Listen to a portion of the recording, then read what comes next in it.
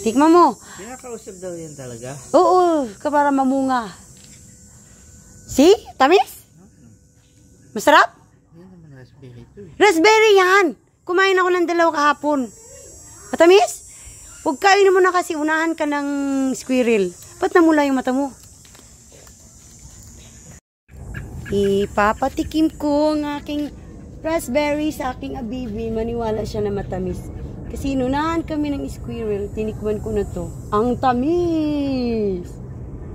Papatikim ko kay asawa ko na matamis. Para maniwala siya.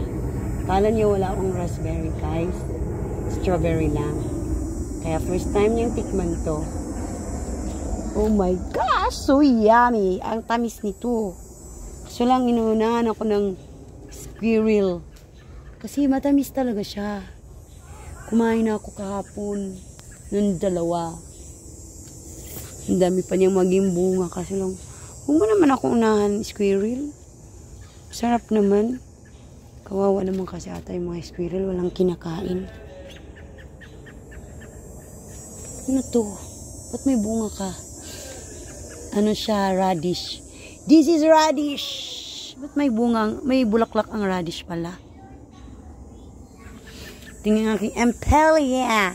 Bitter melon. Ang aking strawberry. Akala niya strawberry lang ako meron. Sabi ko, no, I have raspberry. Tikman mo to.